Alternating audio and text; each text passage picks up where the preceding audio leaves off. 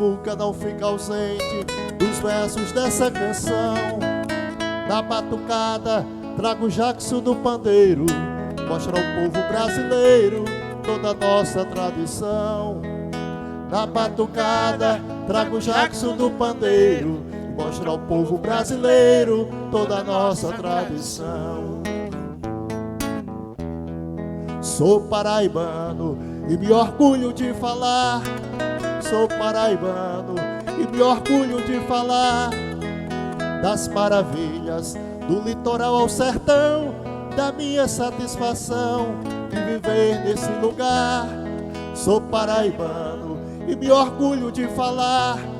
Sou paraibano e me orgulho de falar das maravilhas do litoral ao sertão e da minha satisfação de viver nesse lugar.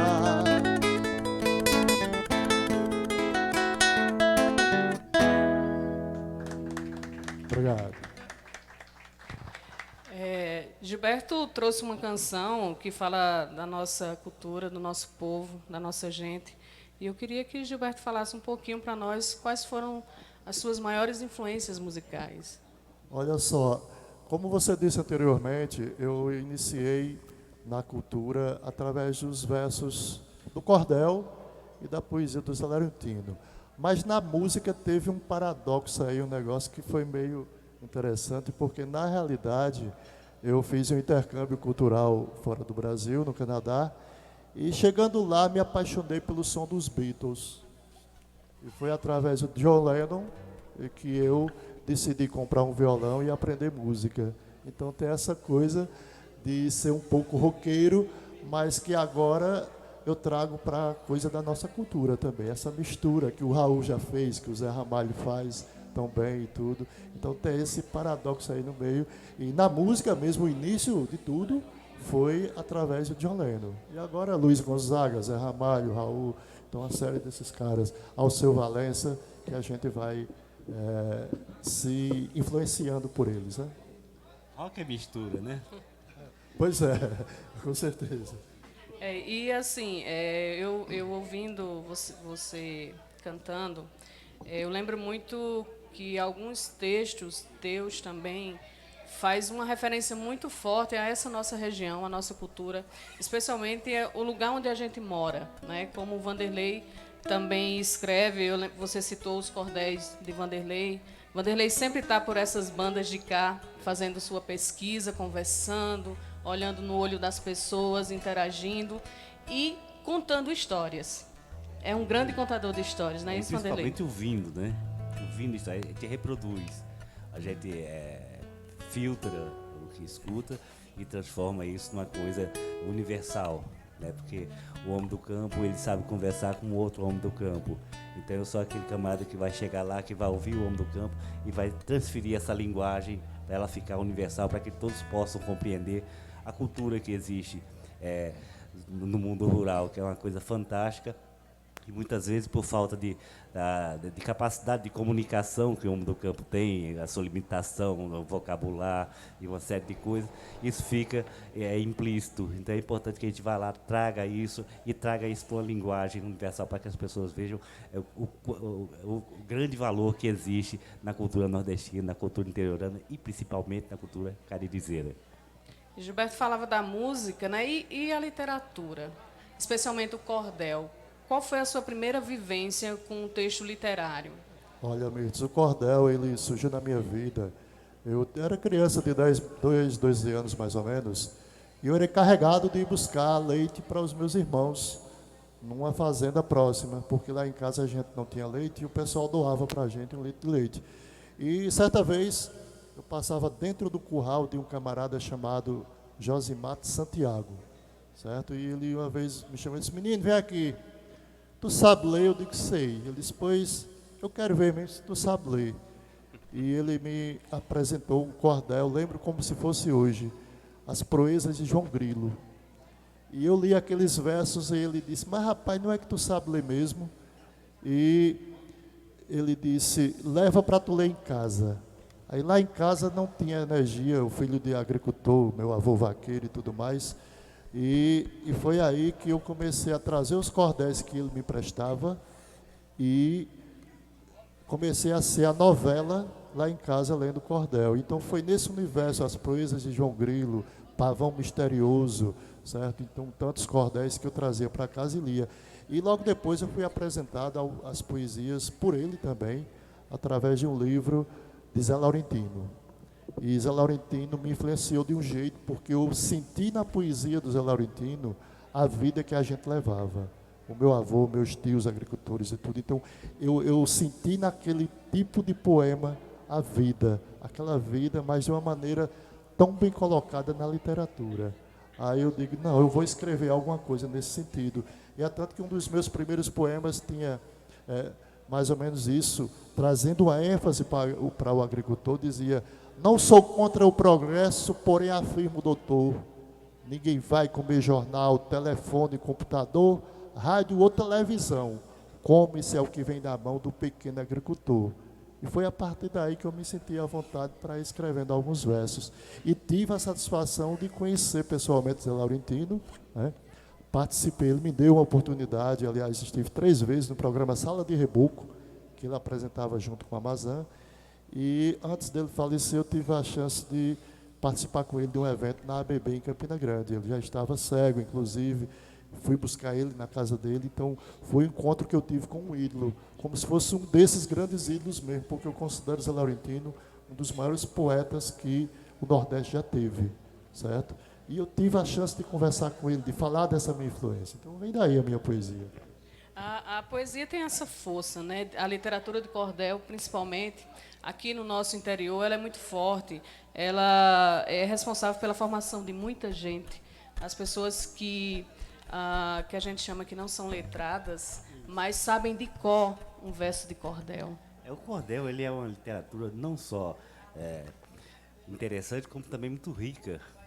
O meu primeiro cordel que eu fiz foi por acaso, eu inventei de ser cordelista. Às vezes as pessoas me chamam de poeta, eu digo, não, poeta eu não sou. Eu não sou poeta, eu só escrevo um cordelzinho ou outro.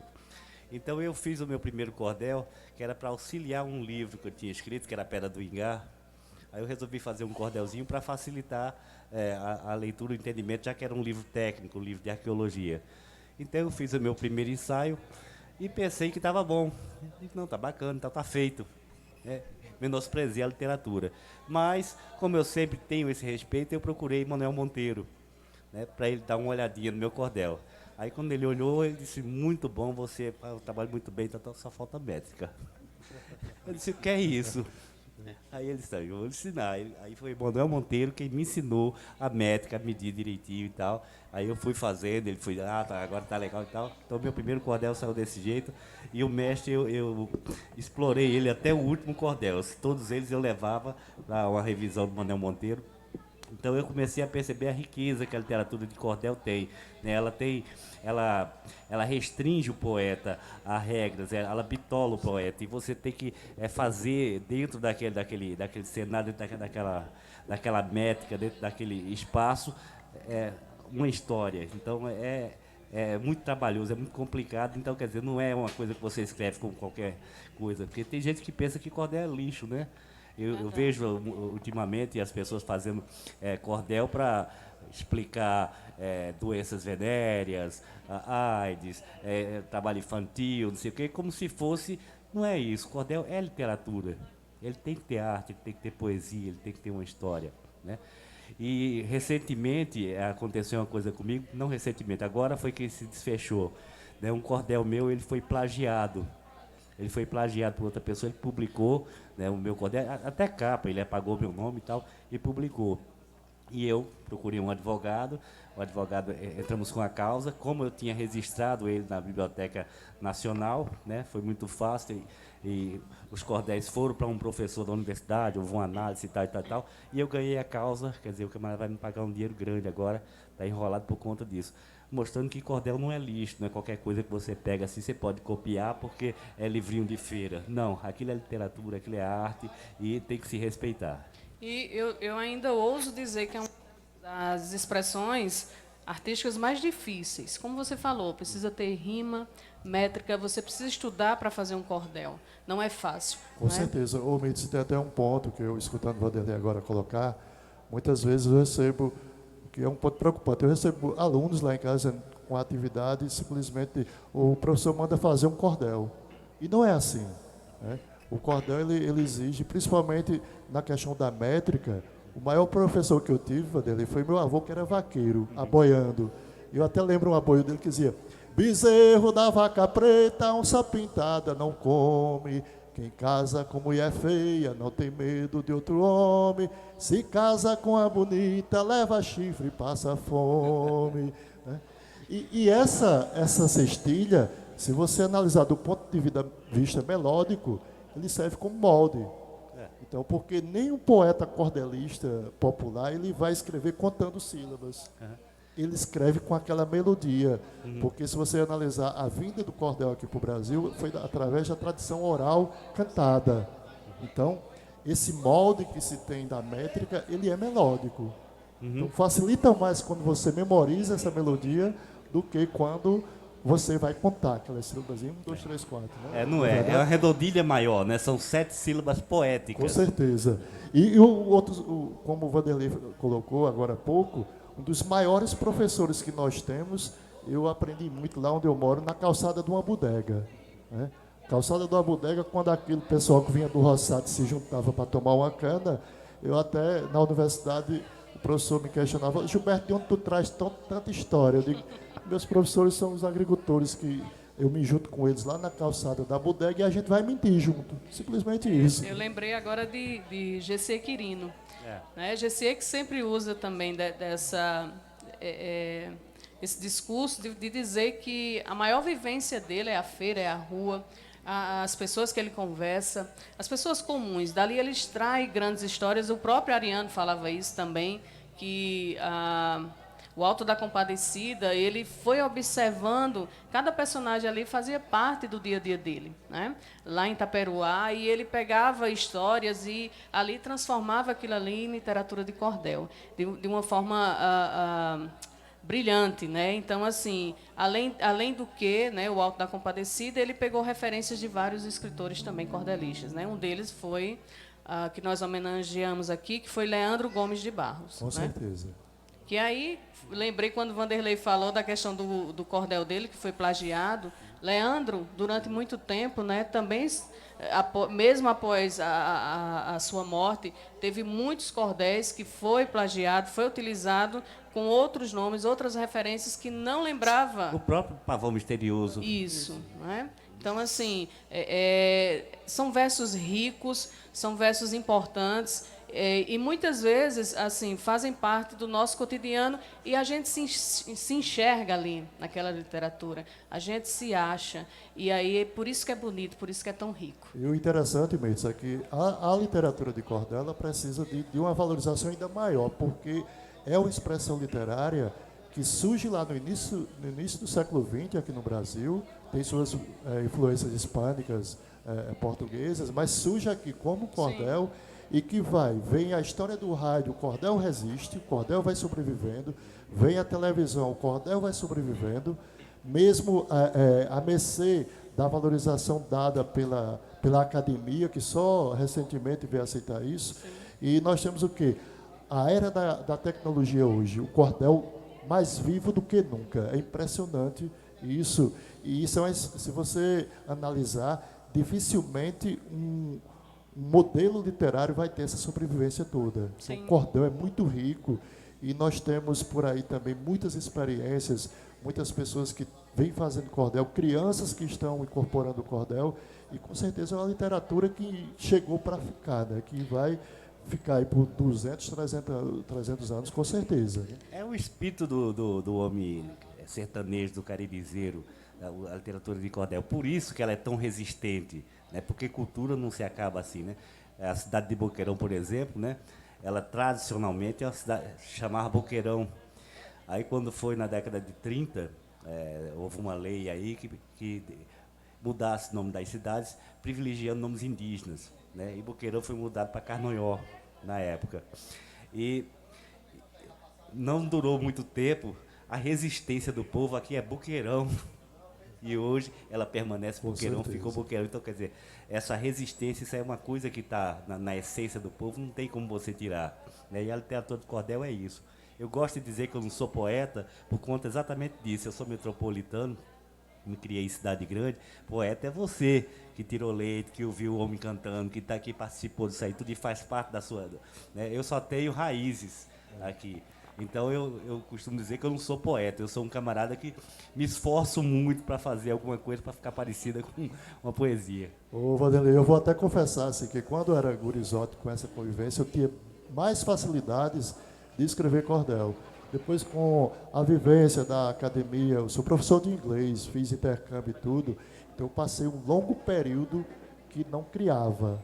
Então, acho que talvez por conta dessas influências e tudo. Essa poluição, né? Essa poluição toda que veio, e depois eu me toquei de algumas atitudes e veio, quando Caturité se tornou cidade, eu fui apresentado ao texto de Irineu Joffre com a história da Índia Puteira, que você também escreveu junto com o Raibá, né? Eu acho que uma das maiores referências aqui dos escritos, né, da história dessa região, eu acho que Vanderlei é um responsável, um grande responsável por isso, né? Com certeza. Por trazer essa nossa história, né? Eu me atrevi a transformar aquilo em cordel, né, que acabou dando certo, o pessoal lê muito por aí e tal. A partir daí eu desengavetei algumas histórias que minha avó contava, que meu avô contava, e fui fazendo meus cordéis. Mas, como diz Vanderlei, eu não me considero poeta, porque o poeta, ele é aquele que tira da cartola e faz na hora e tal, e a gente, na realidade, só escreve, né? Que o Zé Laurentino era, né?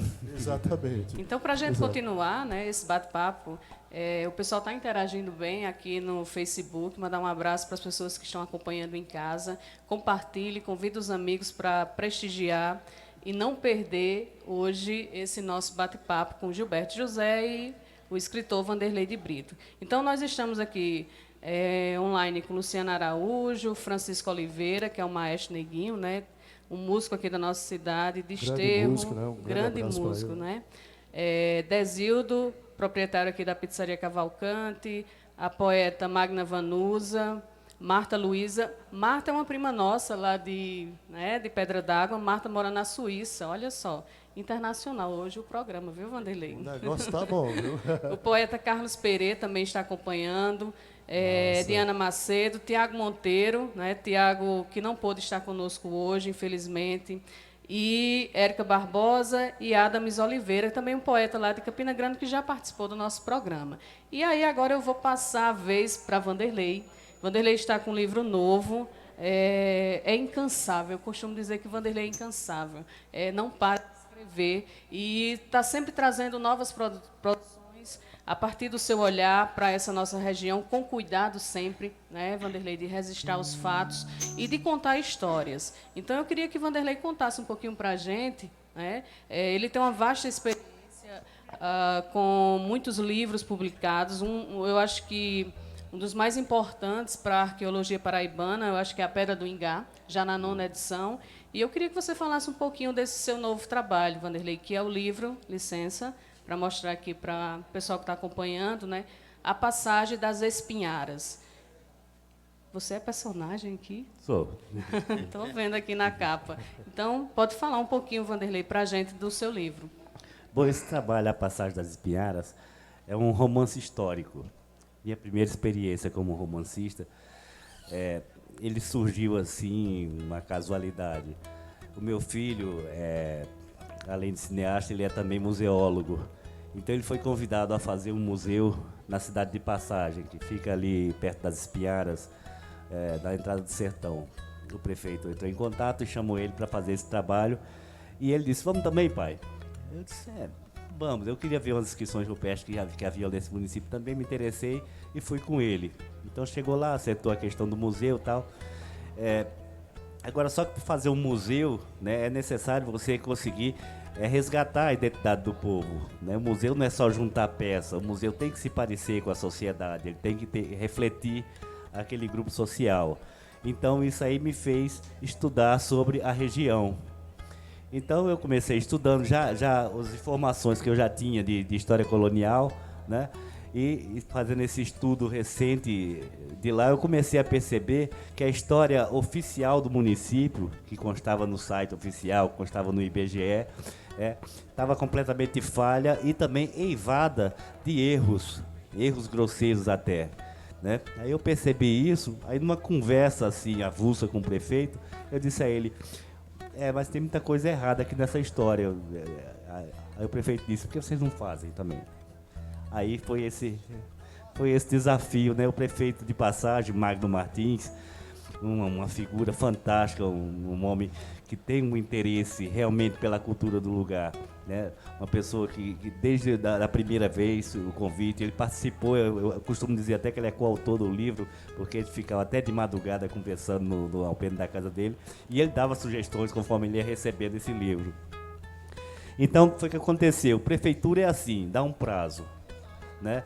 Arte você não faz com prazo, história você não faz com prazo, mas nesses casos, se você quiser fazer, tem que ser com prazo. Ele deu 6 meses. 6 meses para uma cidade que não tinha cartório, uma cidade que não tem paróquia, uma cidade que não tinha documentação. Então, eu tive que correr para Patos, tive que correr para João Pessoa, os arquivos de Campina Grande e tal. Eu vi que não ia dar tempo. Então, quando eu estava com aquele arcabouço montado de informações, eu cheguei no meu filho e digo, não vai dar, isso vai dar uma plaquete, no máximo, uma plaquetezinha técnica. O que é que a gente faz? Aí ele, muito brincalhão, disse, a gente inventa. Aí eu disse, gostei da ideia. Esse estilo romance histórico já está sendo muito utilizado no Brasil, né? Mel Del Priori, Laurentino Gomes, Eduardo Bueno, tem autores que já estão trabalhando. Surgiu assim, né? Praticamente. Com essa perspectiva, mais ou menos isso. Simples, né? Aí eu falei, então vamos fazer um romance histórico. E o interessante do romance histórico, ele não é uma mentira. Ele, na verdade, é romancear.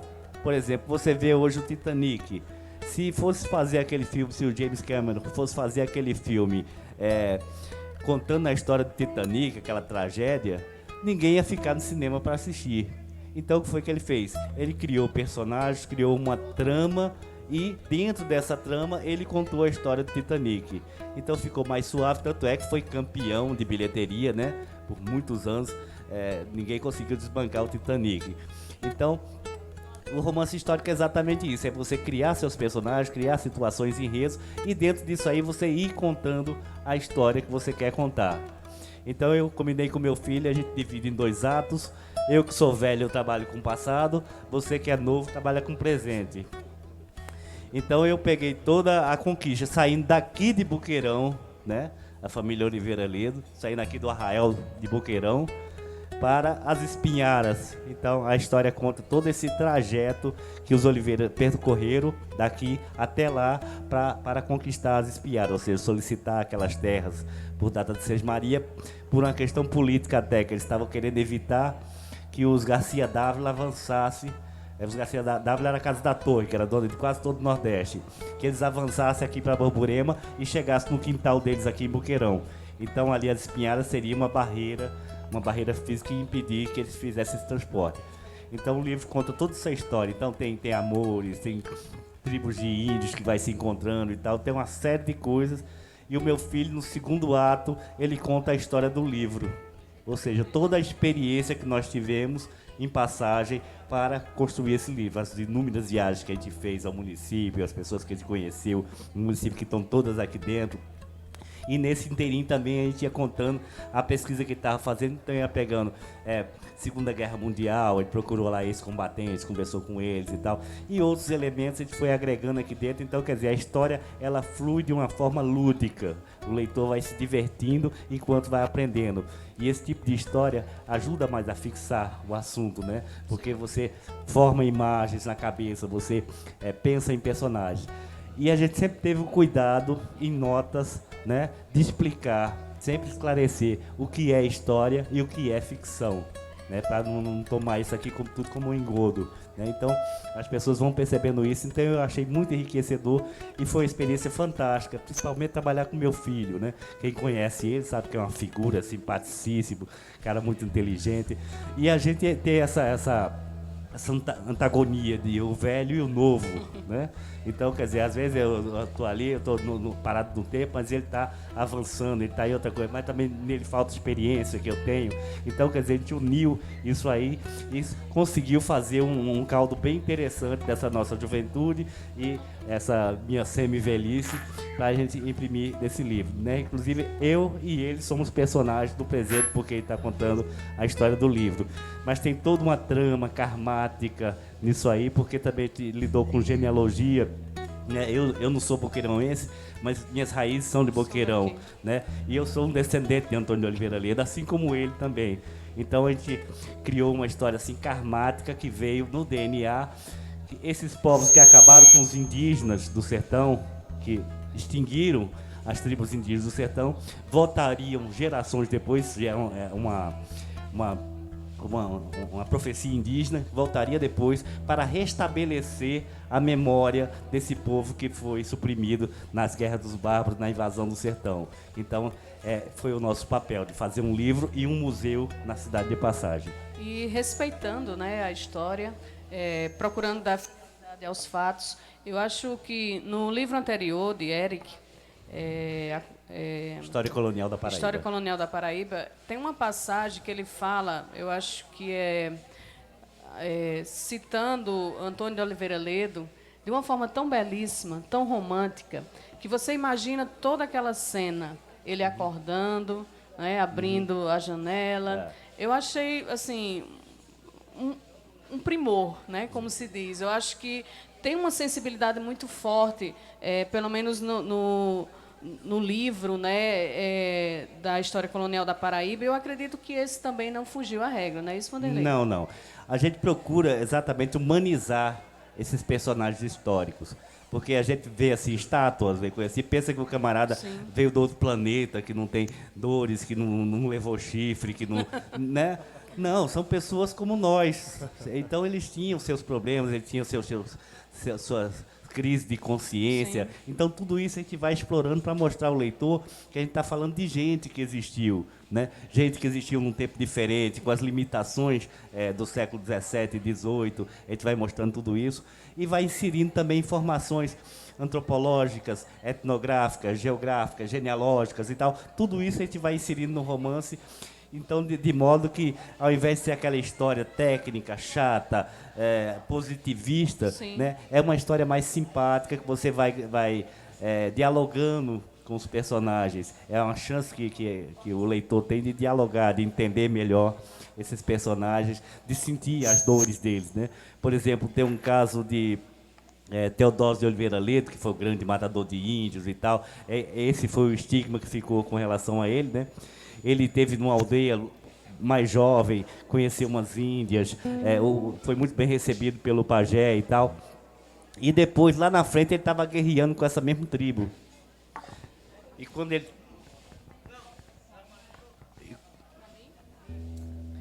estava guerreando com essa mesma tribo, né, no final estavam todos eles ali empalados, que era isso que fazia com o índio. Empalar era enfiar uma lança, né, no ânus e sair na boca. Eles ficaram ali agonizando até morrer. E quando ele estava em revista da tropa, em revista do campo de guerra, ele reconheceu o cacique que tinha recebido ele bem na aldeia no passado. E quando ele viu aquilo ali, ele não podia se mostrar de fraco para os seus soldados, né? Aí ele só fez chegar no camarada e pedir que desse um tiro de misericórdia no cacique. E saiu, a pretexto de continuar com sua revista, e saiu andando. Aí quando ele escutou o estampido do tiro, correu uma lágrima dele. Quer dizer, não era aquele homem tão mau, era um ser humano também. Então essas coisas a gente procura fazer, né? Procura mostrar que a gente está lidando com seres humanos, que a nossa história ela foi construída por seres humanos, né? Ontem eu estava dando uma palestra na UEPB e estava falando exatamente isso com os alunos. Olha, eu estudei aqui também. Eu estou aqui sentado aqui na frente, mas eu não sou Deus. Eu sou uma pessoa comum como todos vocês, que passei por aqui e tal. Então um dia pode ser vocês. E se vocês pensarem dessa forma, um dia vocês chegarão. Então, quer dizer, se você quer um dia sentar aqui na frente, é somente se esforçar e fazer o trabalho que ele está fazendo. Porque eu não sou melhor do que nenhum de vocês aqui. É verdade. E eu queria só, para a gente continuar, eu vou pedir para Gilberto nos brindar com a música, enquanto o Vanderlei procura um trecho do livro Ok. para ler para a gente. Né? Gilberto canta. Né? Eu queria que você apresentasse, Gilberto, o Aldenir Fernandes, que está lhe acompanhando aqui também com violão. Bem, Aldenir é um parceiro lá de Recife, a gente se conheceu há alguns anos atrás, poucos anos, 3, 4 anos, mais ou menos, é Aldenir. E Aldenir, 5 anos mais ou menos, Aldenir com toda a experiência de músico lá em Recife, de tocar na noite, de tocar com alguns astros lá, já da música recifense, ele me trouxe uma experiência muito boa, e eu costumo brincar dizendo, ele é meu produtor musical agora, né, porque eu sou apenas um músico autodidata que traga alguns acordes aqui. E Aldenir, a gente se afinou muito nessa perspectiva da música nordestina, da música popular, além de alguns clássicos que a gente toca brincando. Lá em casa a gente se junta para tocar ou ler cordel, né? Então é mais ou menos isso. E Aldenir nos cumprimenta trazendo essa bagagem toda e se misturando com a gente aqui em Boqueirão para fazer essa música nossa, né, Aldenir? Na verdade, para mim é motivo de grande alegria e gratidão e honra estar ao lado de pessoas que tenham conhecido o trabalho de Vanderlei, não só social, não só sociológico, como quero dizer, mas também como formador de opinião junto com o Gilberto, né? Eu tenho dito que o que está existindo no nosso país, no nosso dia a dia, é uma desculturação. E pessoas como eles, que são formadores de opinião, eles estão trazendo de volta, né?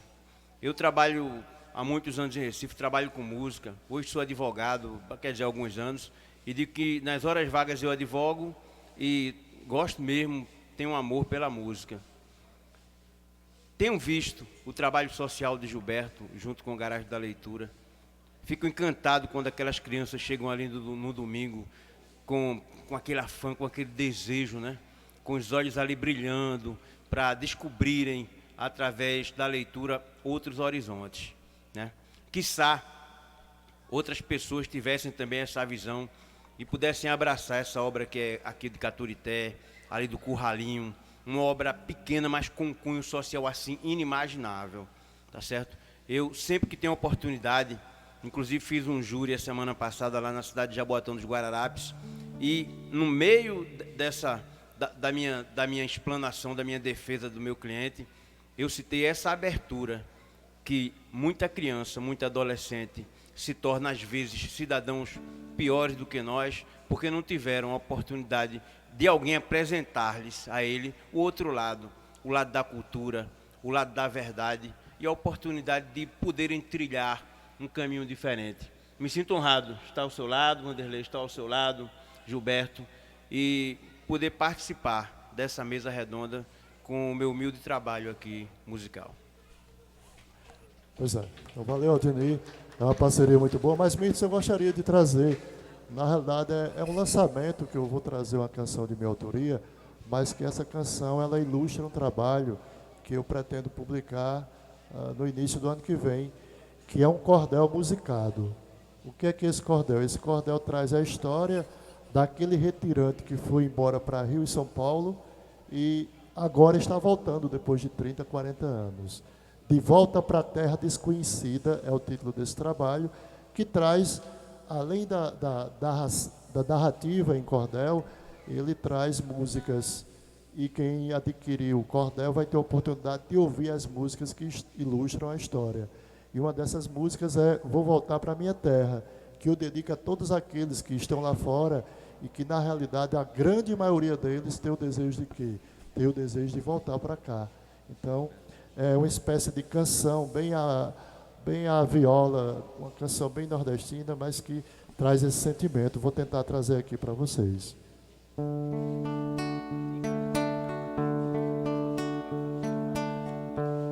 Tantos anos de saudade, desde a minha mocidade, eu deixei o meu torrão. Carreguei para o sudeste, um pedaço do nordeste, dentro do meu coração.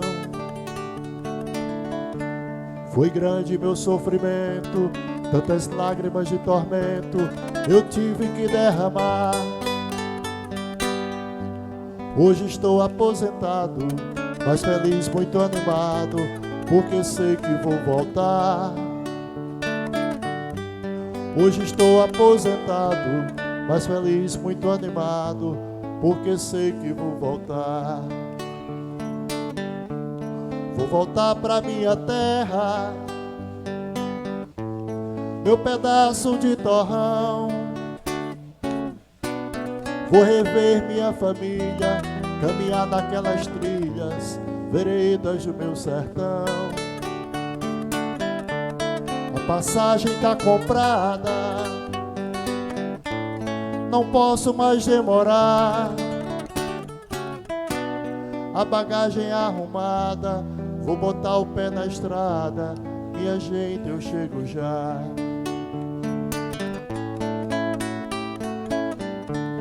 Vou deixando na cidade a violência, a maldade, pobreza do meu país. Paisagens acinzentadas, mendigos pelas calçadas, onde nunca fui feliz. A morte dos inocentes, enterrados como indigentes, nas covas da roubalheira. Crianças prostituídas, retratos tristes da vida dessa nação brasileira. Vou matar minha saudade, aonde existe a verdade, esquecer o que eu sofri. Estou feliz por voltar e poder me abrigar lá no berço onde nasci. Estou feliz por voltar e poder me abrigar lá no berço onde nasci. Vou voltar pra minha terra, meu pedaço de torrão. Vou rever minha família, caminhar naquelas trilhas, veredas do meu sertão. A passagem tá comprada, não posso mais demorar. A bagagem arrumada, vou botar o pé na estrada. Minha gente, eu chego já.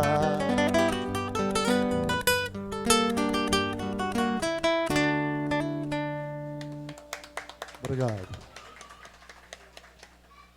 Gilberto, cantando aí, eu fazendo uma viagem no tempo e lembrando de tantas pessoas que foram embora e que sonham em regressar algum dia, né, para sua terra natal. Com certeza. E eu acho que a bagagem sempre está arrumada, né, Gilberto, para voltar para cá, para rever a família, os amigos. Tem sempre alguns parentes e o que eu quero mostrar, isso aqui, baseado nessa vivência que eles tiveram, muitos deles se surpreendem porque aquilo que eles foram conquistar lá fora não conseguiram.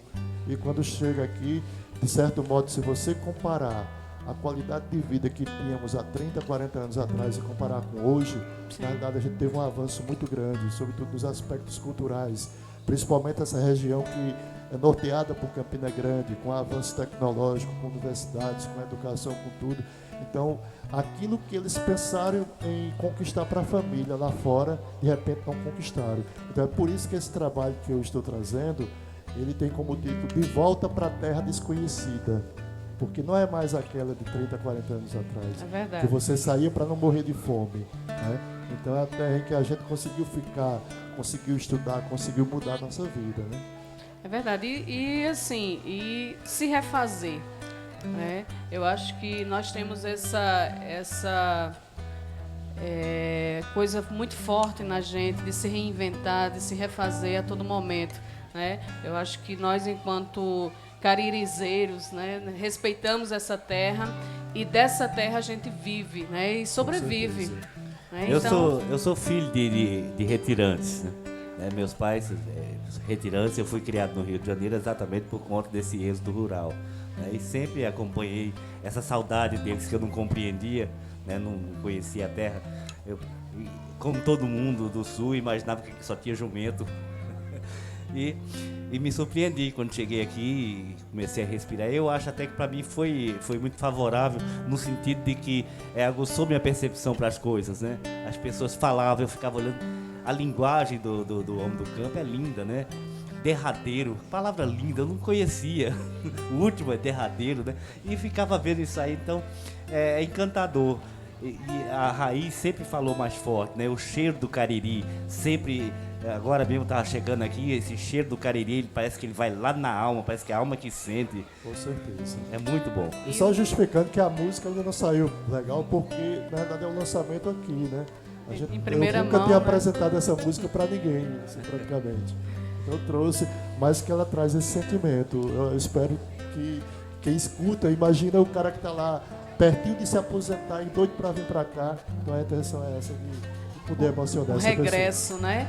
E para a gente dar continuidade, eu gostaria de agradecer à Pizzaria Cavalcante, ao amigo Desildo, por nos disponibilizar esse espaço. Agradecer a Robson, que está na técnica, a Messinho, que sempre nos acompanha também, e também aos nossos patrocinadores, né? Francis Confecções, Maiara Joias e Acessórios, Rosane Clemente, Fisioterapia, Estética e Pilates, Keila Kenia Buffet, Geme Pinturas, Gráfica e Serigrafia e Botas o Camponês. E avisando aos amigos, né, que estão sentindo falta do companheiro Tiago Monteiro, do poeta, que apresenta o programa comigo. Tiago estava a caminho de Buqueirão e sofreu ali, não foi um acidente, mas aconteceu que o carro deu um problema e ele teve que retornar para Campina Grande. Um incidente, né? Assim, melhor dizendo, não é isso, Vanderlei? Então, também eu gostaria de convidar vocês para no próximo programa, dia 31 de agosto, nós vamos estar aqui lançando a nossa coletânea, eu, Magna Vanuzzi e Jean Luiz Gomes, a coletânea Retrato Poético. É uma coletânea de poemas onde a gente traz um pouquinho do que nós produzimos nesses últimos 3 anos e sempre publicando em rede social, a gente resolveu se unir e fazer esse trabalho. Então, todos estão convidados para comparecer. Vai ser aqui na Pizzaria Cavalcante, a partir das 19 horas, o lançamento da coletânea Retrato Poético. E registrando a presença de algumas pessoas amigas aqui hoje conosco, né? Célia Araújo, que ainda não tinha vindo. Célia esteve representando a Paraíba junto com o Procas, né? Isso, esteve na Colômbia, né? Fazendo um trabalho belíssimo. Célia aqui é uma militante, ativista social e cultural aqui da nossa região. Temos alguns professores presentes. Tem 2 professoras que eu acabei de ver, que são amigas minhas do Projovem, Alana e Thaís, bem-vindas. Então é isso, né? Então a plateia repleta, as pessoas estão em casa acompanhando, nós agradecemos, interagindo, né? Professor Fernando Florencio também aqui, professora Fernanda, professora Francitânia, Branca. Então, sempre conosco aqui, acompanhando e abrilhantando o nosso programa. Então, nós temos aqui as pessoas ainda mandando alguns comentários, né? Perê disse que seu livro, A Pedra do Ingá, ele sempre utiliza na sala de aula, né? Então, é muito importante essa interação. Com certeza, viu? E aí, eu convido você para ler um pouquinho, ler um trecho do seu novo livro. Vamos lá. Antes disso, eu queria dar um abraço bem forte na minha querida Ida Steinmiller, minha companheira, a fundadora do Instituto Histórico de Campina Grande. A alma desse instituto também é ela.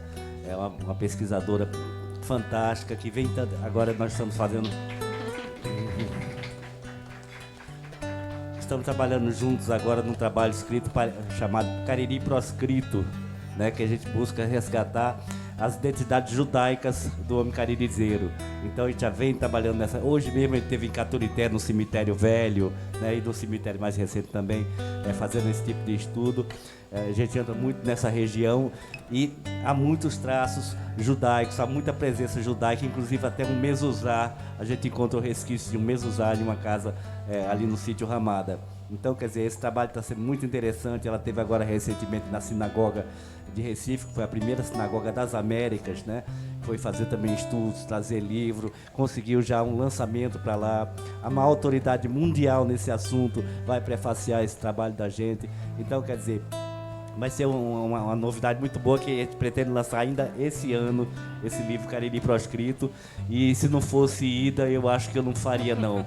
Porque é um desafio tão grande que se não tiver uma pessoa tão forte como ela atrás de mim, persistindo, indo atrás, procurando as fontes, estudando junto, pesquisando, eu acho que eu teria desistido do meio do caminho, mas ela não vai deixar eu desistir, né? Eu sempre acompanho as postagens de Ida e ela está sempre mostrando o trabalho do Instituto. Isso é muito importante, né? Valorizando as pessoas que fazem parte e mostrando o trabalho, que é um trabalho incansável, um trabalho de levar conhecimento às pessoas, de fazer com que as pessoas busquem cada vez mais se atualizar e ficar a par do que está acontecendo. Então eu sempre acompanho e me informo, viu? Também me atualizo com essas informações. O agente cultural, né? gentil. O agente cultural é uma pessoa Sim. muito importante, né? Aqui mesmo tem 3, né? Sim. Você está fazendo esse trabalho fantástico aqui da FLIB, da Associação dos Escritores de Boqueirão, há 10 anos segurando essa bronca, com persistência, né? Com insistência. Isso é amor a uma causa, né? O Gilberto já vem desenvolvendo esse trabalho ali em Curralinho, pela região de Caturité, fazendo um trabalho há muitos anos também persistente, porque a gente sabe que não há retorno até da sociedade, eles não compreendem essa loucura da gente de trabalhar com cultura, né? E a gente persiste. Eu digo às vezes até que a gente é chipado, a gente vem de outro planeta, porque são poucas pessoas que têm essa característica, que têm essa vontade de fazer uma coisa em prol da cultura, em prol da memória, em prol do desenvolvimento das pessoas, nesse sentido, em prol também da reserva disso aí, né? Mas se não fosse Sócrates, Aristóteles, Platão, Isaac Newton, Albert Einstein, essas pessoas que fizeram diferente, né? Sim. O que seria da nossa cultura hoje se não tivéssemos... Muitas vezes chamado de doido, né? Exato. Não, de doido, isso aí pra gente é até elogio. né? Elogio. É verdade. Então, assim, água mole em pedra dura, tanto bate até que fura. Então, assim, você falou da FLIBO, são 10 anos, que vai acontecer agora em setembro, de 11 a 14 de setembro, e foi um trabalho pioneiro, né, aqui na Paraíba. E hoje em dia, vários municípios já realizam seus festivais literários, né? Nós temos em Pocinhos, tivemos agora em Queimadas. Está contagiando. E eu acho que os festivais que estão acontecendo aqui na Paraíba, eles têm algo em comum, que assim foge um pouquinho da regra dos grandes festivais do Sul e Sudeste, porque a nossa preocupação aqui é mais na formação do leitor. A gente busca levar o livro para a praça, a gente busca fazer um trabalho com as escolas e a gente consegue, a duras penas, mas consegue. Né? Na formação de plateia, na questão de trazer debates importantes, oficinas, minicursos. Então, o caminho é esse, né? Trazer conhecimento, buscar e fazer um intercâmbio cultural, que na verdade a gente acaba fazendo isso. E descobrindo novos talentos na área da literatura e da música também. Né? Erradicar a ignorância. É verdade. Então Vamos lá, eu vou ler um trechozinho, já que nós estamos em Boqueirão, vamos falar de Teodósio de Oliveira Ledo. Quando você escreve um livro, se você procurar em qualquer lugar alguma coisa sobre a morte de Teodósio de Oliveira Ledo, você vai encontrar que ele morreu entre 1731 e 1732, já velho e cego, assistido pelo filho dele, Antônio de Oliveira Ledo, e isso aconteceu aqui em Boqueirão, no arraial, que era do filho dele, aqui no Boqueirão de Carnaiola. Então, se você ler isso, você não vai gravar, vai esquecer, não vai ter graça. Então eu vou mostrar para vocês aqui como foi que a gente narrou a morte de Teodósio de Oliveira Ledo. O poderoso e temido Teodósio de Oliveira Ledo, que chegara ainda jovem no sertão das Espinharas, trazendo sua jovem esposa, Isabel Paz, não foi um chefe de família presente. Passou sua vida aventureira, desbravando sertões, errante pelas caatingas, sem domicílio definitivo. Além de administrador dos sertões, guerreiro e conquistador de terras, Teodósio se destacou como fundador de fazendas e arraiais, sementes de algumas cidades atuais, como Pombal, Campina Grande e Passagem.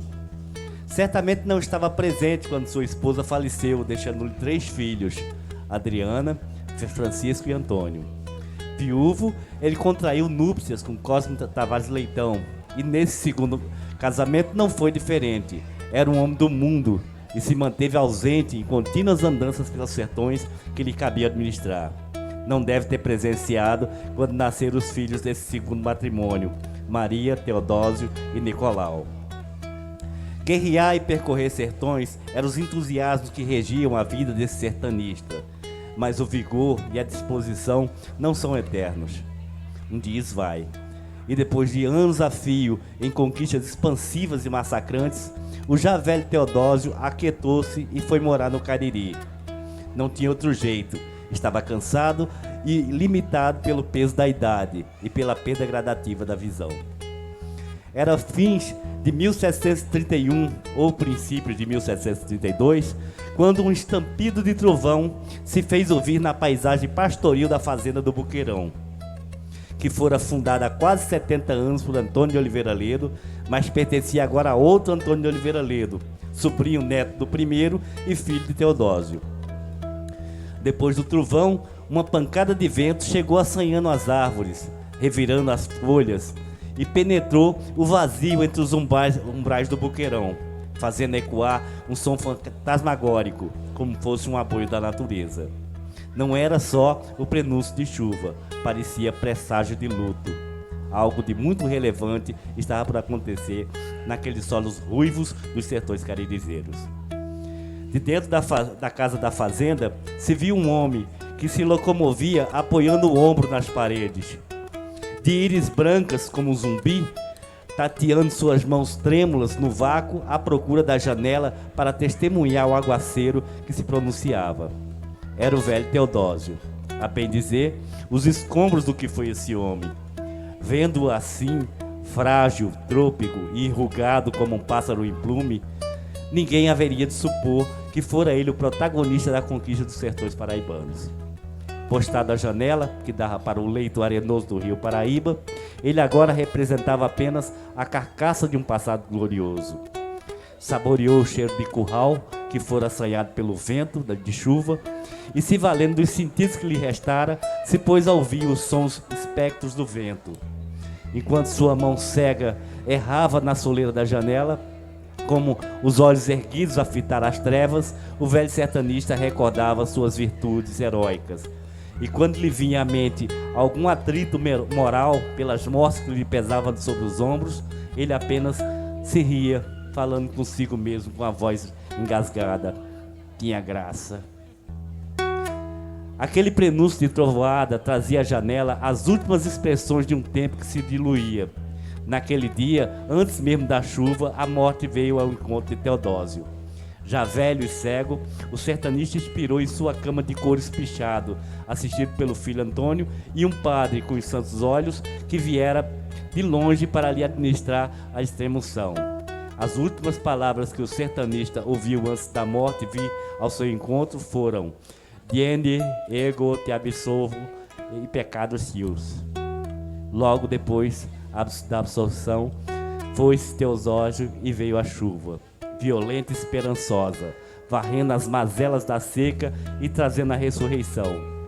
Não para Teodósio, apenas para a flora moribunda daqueles imensos sertões.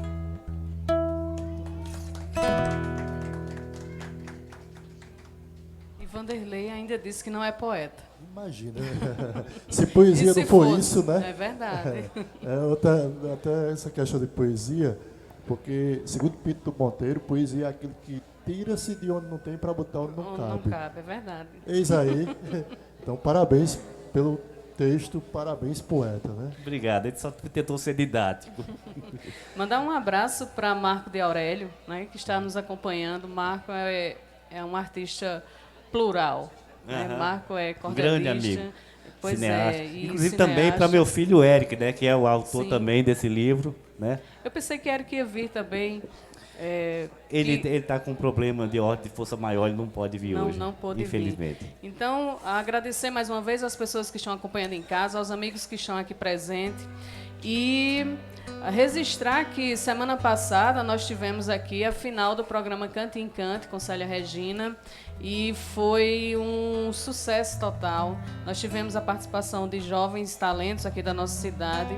É um programa de tipo um show de calouros, um concurso musical e está despertando os talentos aqui da nossa cidade, muitos jovens participando.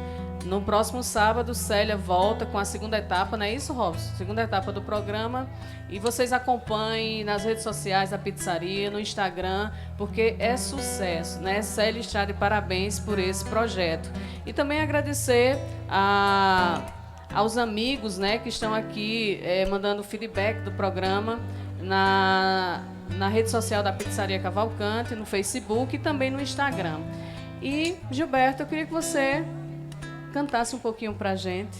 Bem, eu vou trazer agora, Mendes, um pouquinho de romantismo, mas antes disso eu dizer do meu reconhecimento à minha companheira Adinalva, que realmente ela primeiro compreendeu a minha insandice poética, a minha insandice cultural, né?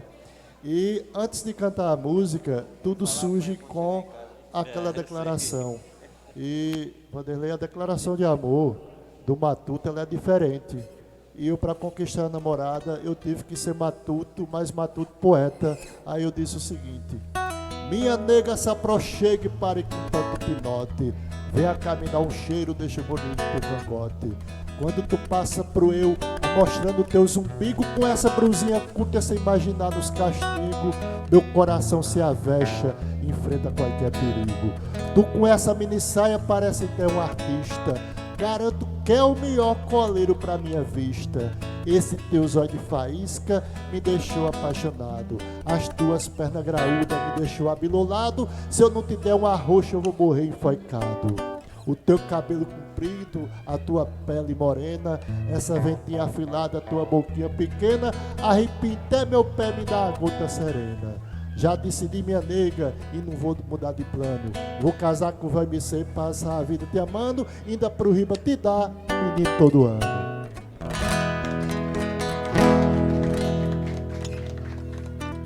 E foi desse amor que, misturando amor e poesia e Cariri, nasceu uma canção chamada Sonho do Poeta. Ela é autoral também.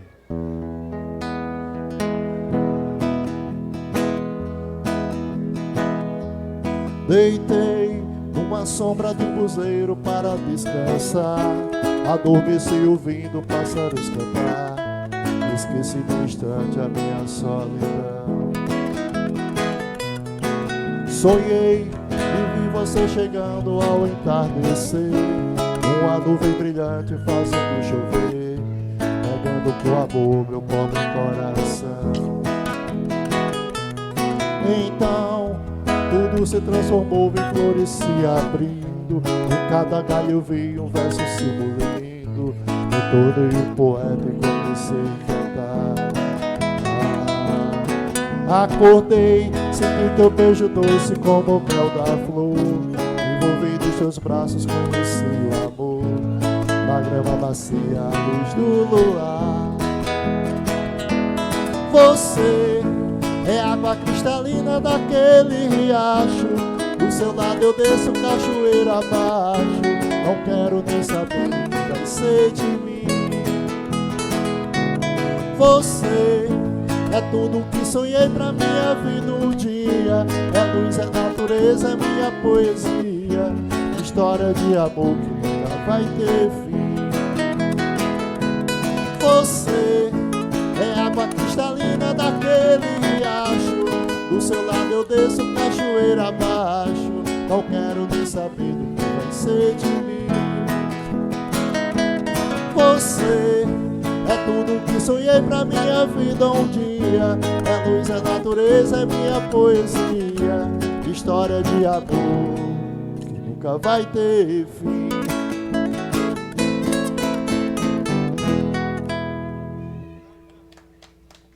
Obrigado. Bom, daqui a pouquinho a gente está encerrando, né? Infelizmente.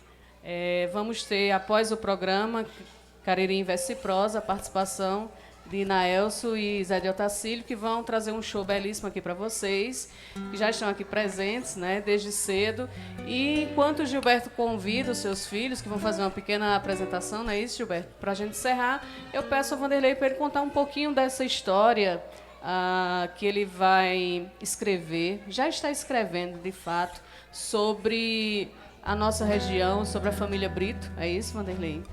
10 anos de pesquisa. 10 anos de pesquisa. Mais 7.000 pessoas registradas já, né? Hoje mesmo eu já estava registrando gente ali em Caturité. Cada conversinha que a gente começa, a gente acaba descobrindo que é parente, né? A família é muito grande. Inclusive, Mirtes é minha prima e a gente já se conhecia antes de saber disso, né? É verdade. Então, quer dizer, a gente vem fazendo esse trabalho já há muitos anos. Inclusive, eu quero mandar um abraço para todos os familiares que vêm acompanhando esse trabalho ao longo desses anos que a gente vem construindo essa genealogia. Que isso é muito importante, porque as gerações vão mudando, as pessoas vão se desinteressando e cada vez mais vai cair no esquecimento. Então alguém tem que começar a registrar isso, procurar falar com as pessoas mais velhas e trazer isso, botar num livro, para que as pessoas possam se orgulhar de suas raízes, reconhecer as suas raízes, né? Somos uma família humilde, sempre foi uma família humilde, uma família simples, mas é uma família linda, né? Uma família cheia de surpresas, né? Temos até artistas de nível nacional, né? Que a gente descobriu, cantores, poetas. Então começa por modelos, então começou a aparecer pessoas que inclusive até o próprio Capilé é primo da gente, então que a gente saiu descobrindo muita gente. Esse trabalho ele foi muito gratificante nesse sentido, que como eu disse, eu não fui criado aqui, eu fui criado numa grande metrópole, só cheguei aqui no final dos anos 80, então eu não tinha essa relação com a família, não conhecia a família, e agora eu estou conhecendo a partir desse projeto, né? Estou sempre viajando, minha família quase toda é centrada no sítio Ramada, Taboado, em Caturité, aqui em Boqueirão, Barra de Santana, e eu já encontrei gente até na Suíça, né, Estados Unidos, Japão e tal, que a gente vai encontrando as pessoas em todo canto, essa família que se irradiou e que é enorme, né?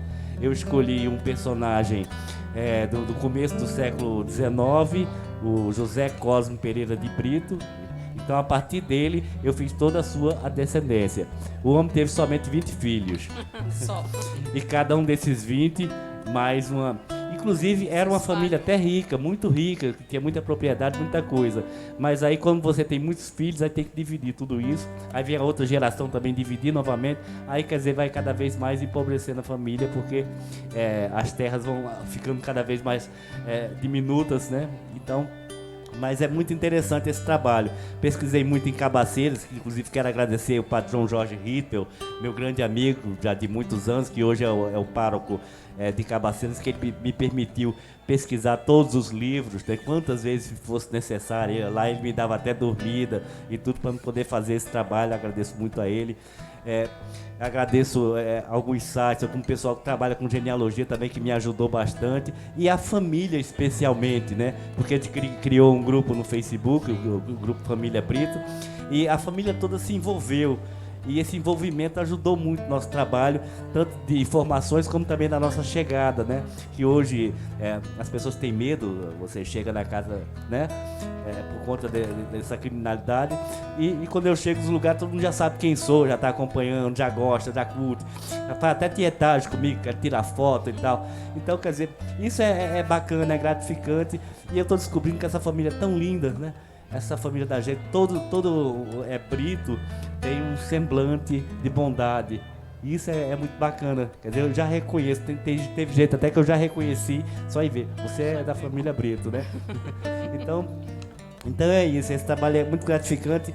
Eu acho que ainda vai demorar mais um pouquinho. Genealogicamente, ele estaria concluído. Pelo número de descendentes que eu já fiz, pelo trabalho que eu já desenvolvi, ele estaria resolvido já satisfatoriamente para a genealogia. Mas cada vez mais, eu não quero deixar as pessoas de fora. Pessoas que podem ainda ser agregadas, que podem ser acrescidas nesse trabalho. E como eu não estou com pressa, eu vou fazendo da melhor forma possível. Eu quero chegar a 10 mil pessoas, 10 mil descendentes do Zé Cosme Pereira de Brito. Nessas suas andanças, teve alguma história inusitada, algo que para você foi uma surpresa, né? E eu acho que talvez tenha lhe emocionado algum fato desses? Bom, a gente escuta muita história, né? Como, por exemplo, a morte de Lau Tomé, que foi uma coisa terrível, né? Ele era o fogueteiro, era o homem que trazia alegria para toda aquela região, né? E um dia ele explodiu, né? Com a casa de fogos dele, né? A explosão se escutou até aqui em Boqueirão, foi lá no Sítio Salgado. Então, quer dizer, é uma tragédia que deixou o filho dele muito triste. A esposa dele tinha morrido recentemente de câncer, né? O menino ficou órfão de pai e mãe de uma hora para outra. E a região perdeu o grande fogueteiro. E o mais interessante é que é o seguinte, ele estava fazendo esses fogos para cumprir uma promessa que a mãe dele tinha feito, para todo ano ele ir no Juazeiro. Porque ele, quando era mais jovem, ele tinha umas tontices, umas coisas assim. Aí a mãe fez essa promessa por ele, e ele que deveria cumprir até o resto da vida, todo ano ir no Juazeiro. Então ele fazia fogos para aproveitar para vender no Juazeiro também nessa viagem, né? E ele estava fazendo exatamente isso quando explodiu a casa com ele. Então histórias assim vão aparecendo, como uma pessoa que morreu esmagada por uma pedra na Serra de Caturité. Coisa fantástica o negócio. Você imagina como é que pode ser isso? Ou seja, um rolamento, uma pedra daquela matou uma pessoa da família. Então, quer dizer, você vai encontrando uma série de curiosidades, uma série de fatos pitorescos até, interessantes. E tudo isso a gente vai registrando, porque é a nossa história. Não é uma grande história, não é a saga dos Oliveira Ledo, mas é a pequena saga dos Britos, que tem todo o seu charme, tem todo o seu encanto. E a gente fazendo de coração ainda fica mais interessante ainda. São as micro histórias que compõem a grande história, né? E que torna a grande história tão interessante. Né? Assim, ainda vou descobrir que o colega aqui, o Gilberto, é meu parente. Quem sabe se não é, né? Com certeza.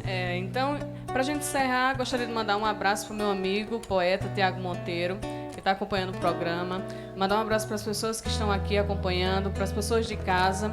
E deixar um convite para o dia 31 de agosto vocês estarem presentes conosco aqui na Pizzaria Cavalcante para o lançamento da coletânea Retrato Poético, a partir das 19 horas. Quem não estiver presente, acompanha na rede social da Pizzaria Cavalcante e vai ver, conhecer esse nosso trabalho, esse nosso projeto. E agradecer aos nossos patrocinadores, Francis Confecções, Maiara Joias e Acessórios, Rosane Clemente, Fisioterapia Estética e Pilates, Keila Kênia Buffet, Gemi Pinturas, Gráfica e Serigrafia, Botas, o Camponês e JE Fotografia, nosso amigo está fazendo a cobertura. Depois vocês acompanhem nas nossas redes sociais as fotos que estão sendo tiradas aqui pelo nosso amigo Kiel. JE Fotografia ninguém conhece, tem que ser Kiel, não é Kiel? Então é isso, gente. Vamos encerrando por hoje, deixando o convite para vocês continuarem para o show que vai ter aqui e agradecendo a presença de Gilberto, de Vanderlei, que são amigos queridos, né, do Aldenir. Inclusive, eu quero doar esse livro aqui para a Associação de Escritores de Boqueirão. Muito obrigada. Já tem um que o Eric doou, né? Pronto, tá lá. agora tem 2. E agora é o segundo livro, né? Depois você faz uma dedicatória para a gente colocar lá na associação. E vamos trazer para a FLIB, né, Vanderlei? Vamos ampliar esse debate, né? E trazer para a 10ª edição da FLIB em setembro, de 11 a 14 de setembro. Todos estão convidados também para prestigiar. E fica aqui meu agradecimento a todos vocês por estarem conosco essa noite. Agradecer aos meninos da técnica que fazem tão bem esse trabalho e deixa a gente tudo bonitinho, né? Tiago disse que a gente fica meio gordo, mas eu acho que não. Espero que não, né? Espero que a gente fique tudo bonitinho, não é isso, Gilberto? Ô Mertz, com a sua permissão, nesse finalzinho, eu gostaria de fazer um registro que, além desse meu trabalho lá em Caturité, que eu tenho feito pela cultura, um pouco pela história também, eu sou o autor do hino de Caturité, certo? Que eu fiz com muita honra. Eu estou começando a desenvolver um trabalho na escola, onde trabalho aqui em Boqueirão, né? Despertando alguns artistas entre os alunos. E, recentemente, junto com o professor Tiago Matias, nós conseguimos segundo lugar na etapa regional do Festival Arte em Cena do Estado da Paraíba. E com meninos formando uma orquestra que tem o nome de Jackson Pandeiro, né? Então esse trabalho a gente... E vem por aí, se Deus quiser, uma orquestra de violões, né? Aqui na escola José Braz do Rego. E eu aproveito para mandar um abraço para os meus colegas, professores, para a diretora Margarete e tudo, e agradecer o apoio que estou tendo lá para o desenvolvimento desse trabalho. Né? Então, para a gente encerrar, convide os seus meninos para fazer a E- participação especial. Tiffany e Thierry. Gostaria Tiffany é de minha convidar aluna. isso, Thierry e Tiffany, né? Vamos se organizar aqui, porque a gente planejou fazer um encerramento bem abençoado do sentido caririzeiro sertanejo mesmo, né? Vamos ver, acho que Tiffany vai para esse microfone aqui.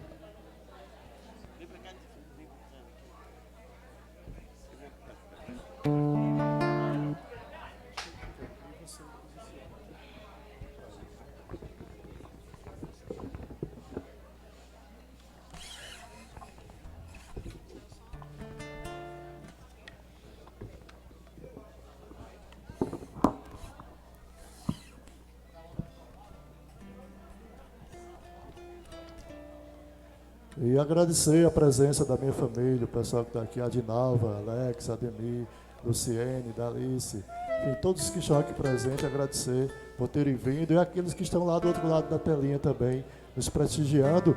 E, acima de tudo, agradecer, Missa, o convite feito por você e a honra de ter estado aqui junto do amigo Vanderlei de Brito, que traz essa gama de informações de pura sabedoria para a gente ir aprendendo com ele. Com certeza. Vanderlei, foi um prazer estar contigo aqui, viu? Nós vamos terminar com Ave Maria Sertaneja.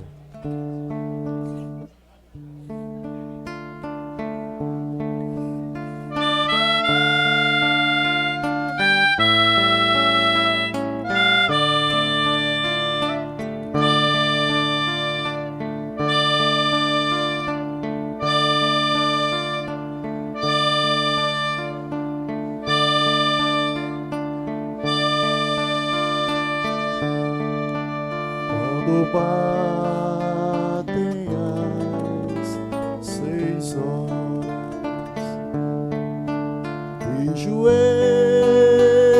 sobre o chão, o sertanejo reza a sua oração. Ave Maria, Mãe de Deus, Jesus, nos dê força e coragem para carregar a nossa cruz.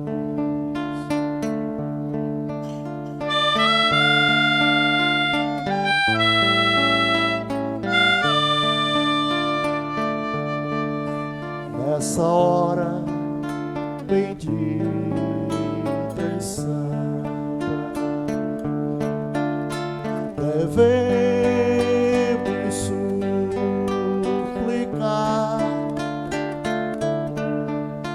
a Virgem Imaculada, os enfermos curar. Ave Maria, Mãe de Deus, Jesus, nos dê força e coragem para carregar a nossa cruz, para carregar a nossa cruz.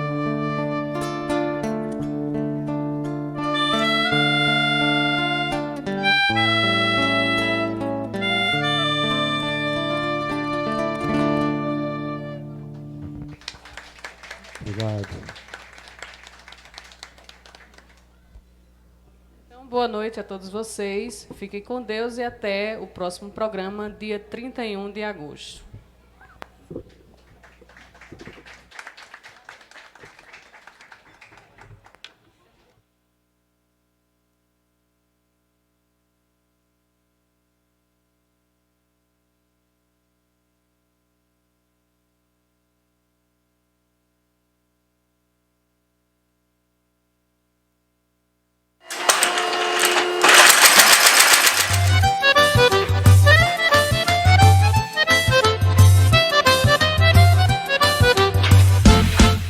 Bota Azul Camponês, a bota do campeão.